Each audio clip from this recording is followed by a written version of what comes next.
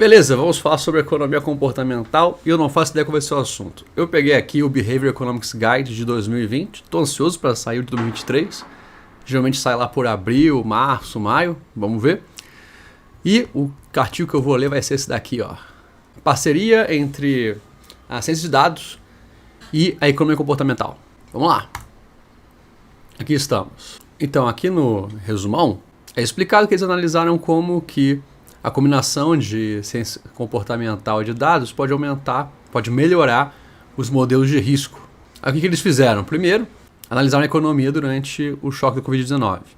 Explicaram que usaram ciência comportamental para pegar dados de tempo real, de transações, de vendas, observados em hotéis e restaurantes, para tentar entender os comportamentos adaptativos que esses restaurantes e hotéis podem ter tomado para sobreviver durante a pandemia.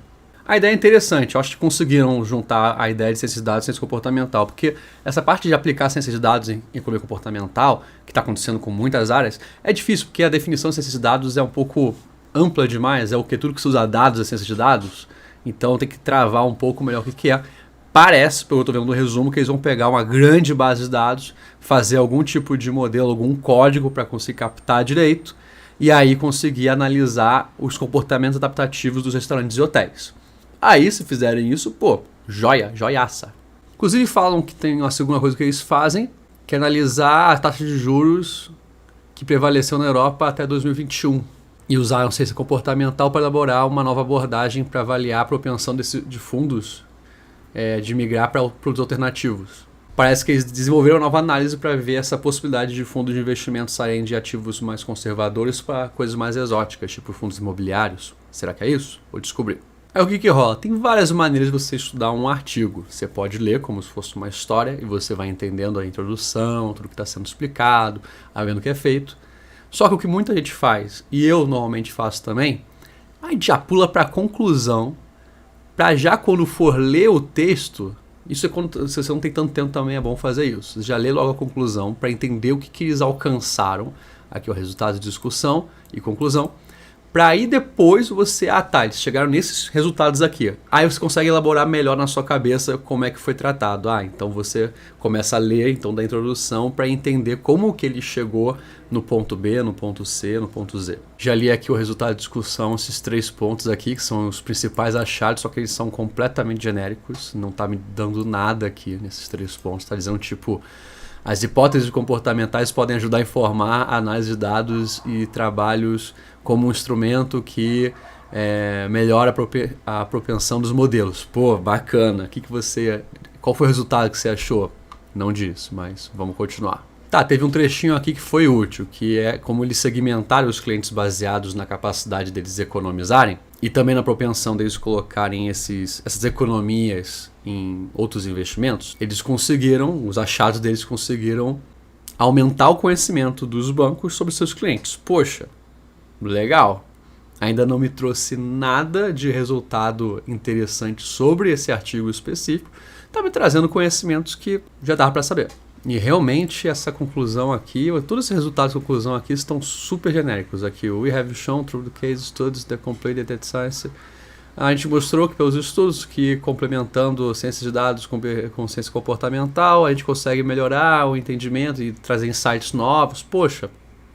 Isso aí podia estar na introdução, conclusão, era legal dizer o que de fato foi achado daquelas ideias que eles colocaram no resumo. Então, vamos voltar e começar a entender lá daquelas histórias que eles estavam querendo estudar, o que eles conseguiram. Também, talvez por serem 2 estudos diferentes que eles fizeram, um dos restaurantes e hotéis e o outro da taxa de juros, aí talvez em cada um deles tenha uma conclusão específica e na conclusão final eles preferiram deixar mais genérico. Pode ser uma escolha. Eu ia pular a introdução, mas aqui tem um data... Eu gostei desse... Eu nem li, mas eu achei que, se deram o trabalho de fazer. Tá aqui, Data Science The What, Behavior Economics The Why. Pode ser interessante, então eu ia pular a introdução, mas eu vou ler aqui a introdução para ver o que eles estão falando. Essa relação de ciência comportamental e ciência de dados pode ser legal. Se a conclusão estava ruim, a introdução está muito boa. Ele já começa fazendo uma distinção legal do que é ciência de dados. Ele fala que nos ajuda a analisar o que não pode ser percebido. Então, em inglês fez um pouco mais sentido, Mas a ideia é que uma grande possibilidade de ciência de dados é quando você tem, imagina que você tem uma base de Excel gigantesca, muitos e muitos dados. Você não consegue ver aquilo direito, você consegue tirar umas médias, tirar umas correlações básicas, mas ainda assim é muita coisa. Com a análise de ciência de dados, tem algumas ferramentas que você pode aplicar no Python, no R, em outros programas, que já te dá uma enxaguada naquilo, é como se fossem filtros que vão te ajudando, ó. Desses dados todos aqui, a gente consegue perceber 5 padrões de perfis, por exemplo. Tem modelos que fazem isso. E isso te ajuda a ver o que antes não era possível ser visto, ao menos não com muito trabalho e tempo dedicado. Aí tem aqui, ó, nos permite ver uma grande quantidade de dados e informações e ver padrões de maneira muito mais fácil, que assim podem também nos informar para conseguir montar estratégias futuras. E realmente, esses dados é muito isso. Não é apenas isso, mas é muito isso. E logo em seguida traz aqui também o benefício da economia comportamental. Tá, se esses dados a gente consegue organizar os dados, dar uma filtrada neles, dar uma enxugada, e aí entra a economia comportamental para quê? Para nos fornecer, a gente ter aquela visualização de dados. A economia comportamental vai nos fornecer hipóteses com base em evidências e testes que conseguem explicar o comportamento que foi observado nos dados e até nos fornecer outras possibilidades que trabalhar com as estratégias futuras. E, além disso, também colocou aqui, a economia comportamental também vai ajudar muito para determinar as maneiras mais eficientes de mudar o design para o comportamento que a gente objetiva ser atingido. E tá certíssimo. Na teoria Nudge é completamente baseado nisso. É você conseguir determinar todo um portfólio de possibilidades de mudanças do design, do contexto, do ambiente, com base em economia comportamental para trazer o melhor comportamento objetivado para aquela situação. E aí que entra essa imagem aqui que ficou bem legalzinha. Espero que esteja dando para ler no vídeo.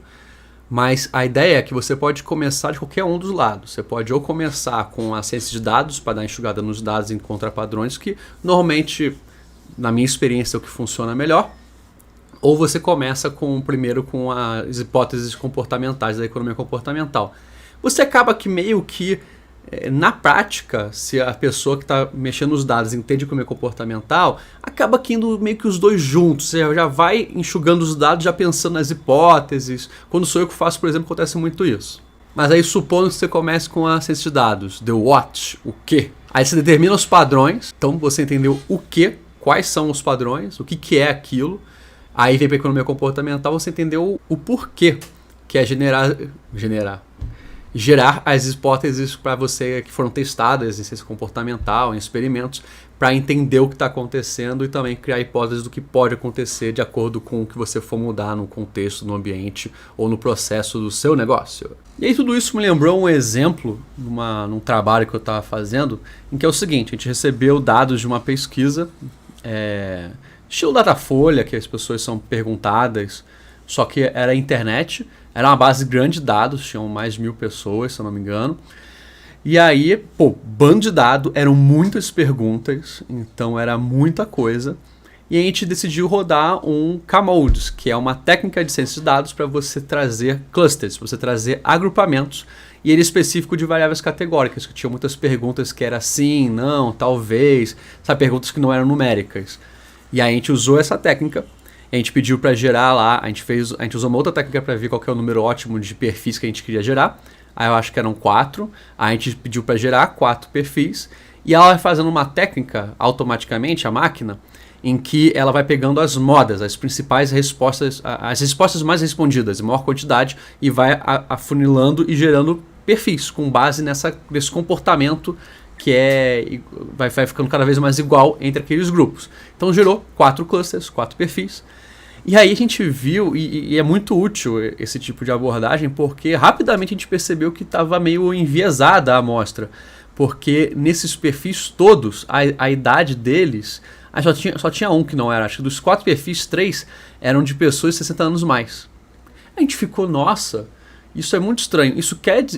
Isso automaticamente, quando você vê nesse tipo de modelo, que é de moda, você vê que tem algo errado, porque se saiu tantos assim, iguais, entre perfis diferentes, quer dizer que deve ter quase tudo na amostra, deve ser 60 a mais. Aí pegamos os dados, fomos lá no Excel, montamos um Cont-C normal, e a gente viu que sim, quase toda, 80% da amostra é de pessoas de 60 anos para cima. Isso já está enviesando o comportamento. Então a gente não está fazendo uma pesquisa daquela população que a gente queria captar. A gente está fazendo uma pesquisa da população de 60 anos mais que a gente queria captar.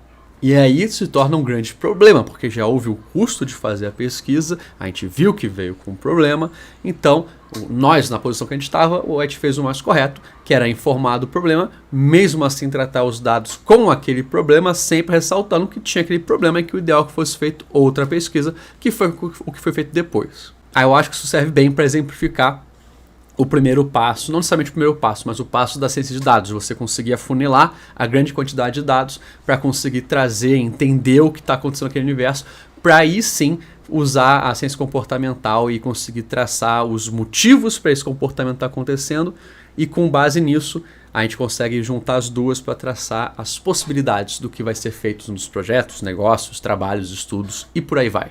Acho que já deu bastante o que falar nesse vídeo, então eu vou encerrar ele por aqui e depois eu continuo lendo esse mesmo artigo para terminar de entender o que fizeram lá com os hotéis e restaurantes e também com as taxas de juros durante a pandemia. É isso. Muito obrigado por ter assistido. E se você curte economia comportamental, ciência de dados, neurociência e por aí vai, dá uma curtida, compartilha, se inscreve, faz um pix.